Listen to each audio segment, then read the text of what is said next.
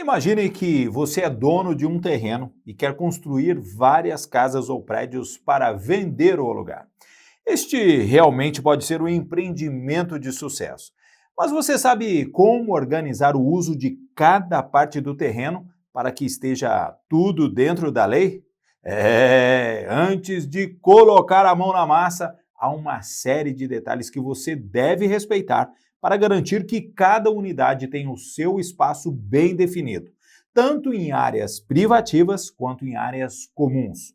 Hoje vamos explorar o artigo 8º da Lei do Condomínio. Vamos entender como deve ser dividido o uso de terrenos, onde se planeja construir múltiplas edificações e como isso facilita a convivência de todos. Vamos lá?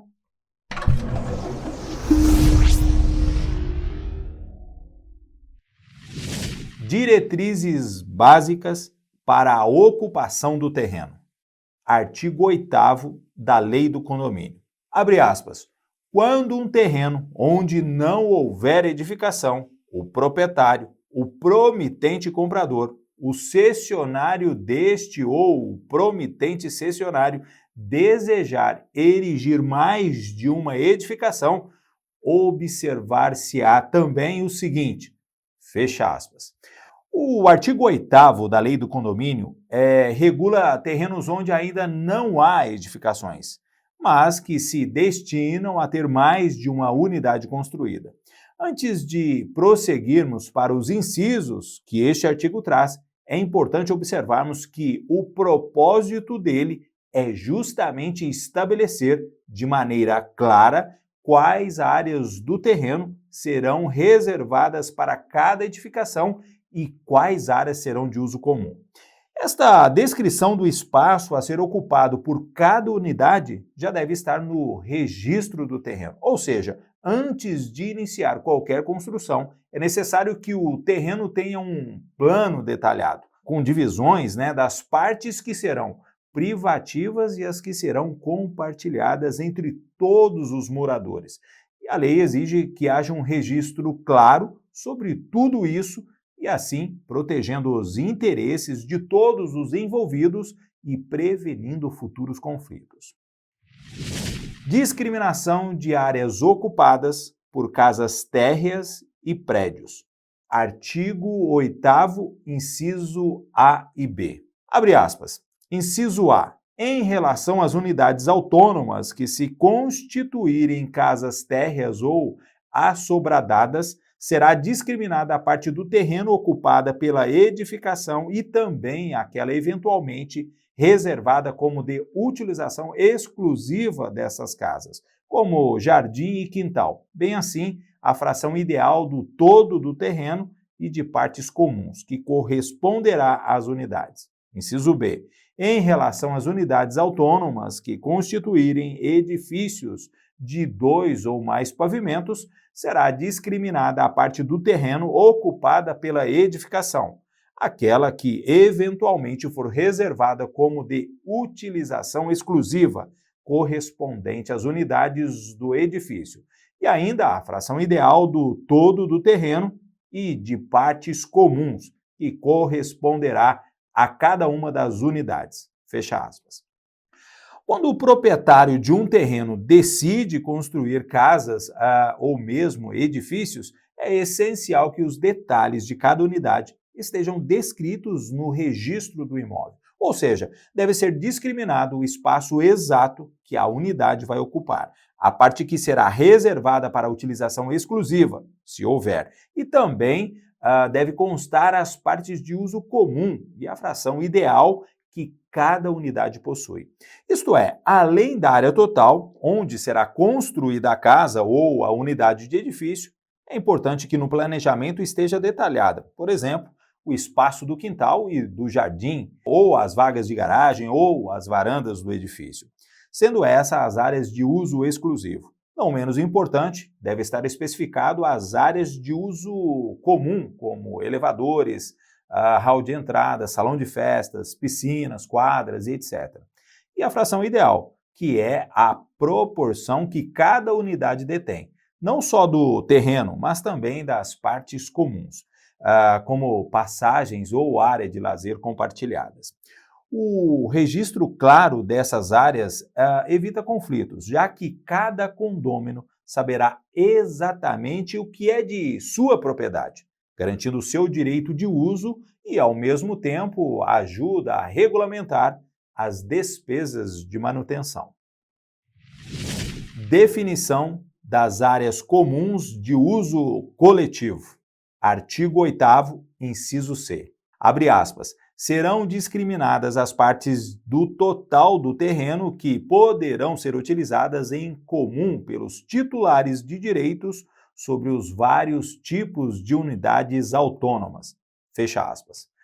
Reforçando o que vimos anteriormente, percebemos que as áreas como garagens, jardins coletivos ou até mesmo uma área de lazer ou qualquer parte do terreno que seja de uso comum entre todos os proprietários devem estar especificados no registro. Essas áreas incluem desde o acesso às entradas dos prédios até o uso de espaços como praças ou áreas de convivência. Em uma situação cotidiana, pense em um playground para os moradores. Ele está acessível a todos e o seu custo de manutenção será dividido entre todos os proprietários, proporcionalmente às suas frações ideais. O inciso C do artigo 8 da Lei do Condomínio garante que, através dessas especificações, os moradores compreendam que certas áreas são de uso coletivo e não individual. Além disso, ter essas áreas discriminadas no registro evita disputas futuras sobre o uso e o cuidado desses espaços. Áreas de passagem e acesso às unidades e vias públicas. Artigo 8º, inciso D. Abre aspas. Serão discriminadas as áreas que se constituírem em passagem comum para as vias públicas ou para as unidades entre si. Fecha aspas.